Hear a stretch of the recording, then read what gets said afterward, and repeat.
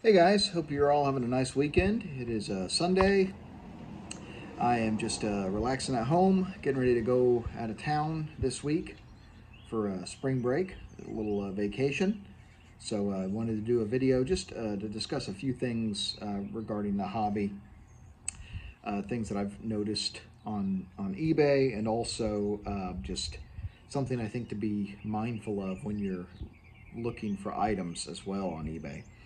So one thing that I do think it's important when someone is selling an item on eBay and they have a or best offer option. I think it's important that they're not on a fishing expedition, right? I think it's important that they should have a price in mind for the item that they have listed for sale, right? Or if it's an auction with the best offer option. I've seen more and more lately auctions that have a very high starting bid, and then there is a or best offer option. And I think this is just the seller's way to try to go on a fishing expedition, right? To try to, well, I'm going to start the starting bid really high just to see if somebody will bid, and if they don't bid, then maybe I can get a really great offer, on this item. If you're going to have this or best offer option, you should have a figure in mind for what is your best price. What are you willing to accept? If you want it to be a fishing expedition, so to speak, if you want to see what the market value is, then start the auction with a reasonable starting bid.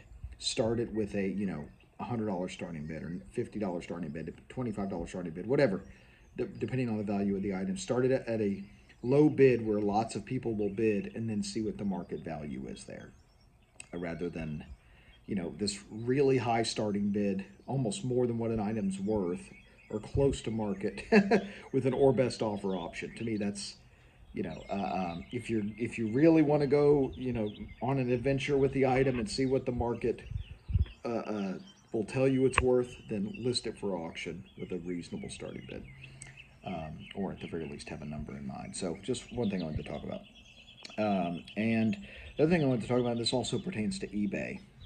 I've noticed more and more sellers that are listing packs that PSA has deemed altered. And so they're putting it in the listing, right? Altered 1979 top cello pack. They're including the little PSA flip where it says that the pack is, in Steve Hart's opinion, the pack is altered, right? Because he's the authenticator for PSA. I do not trust sellers that do this.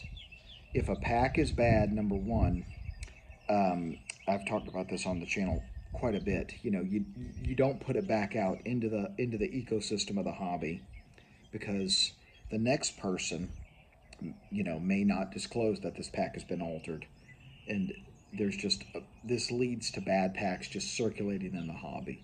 If you own a pack and it is deemed to be altered, the only responsible thing to do, rather than trying to get money out of a pack that's altered, rather than trying to sell it again and put it out into the ecosystem, the only responsible thing to do is to rip it, right? That's the only responsible thing to do. Get it out of circulation, and maybe you get some nice cards in there. It's a fun rip, but you don't know what the next person's going to do with the item when you sell it to them.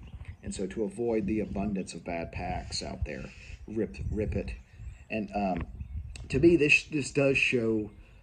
This tells me about the seller's character when they sell a pack that's altered. It tells me that they're willing to put, trying to recoup some financial gain. They put that over the integrity of what they're selling, right? And the integrity of, they're willing to put bad packs out into the ecosystem if they can recoup some money. That's not a uh, uh, that's not good for the hobby, and that doesn't speak well of their character, in my opinion. And there's a lot of sellers on eBay that I've noticed that do this.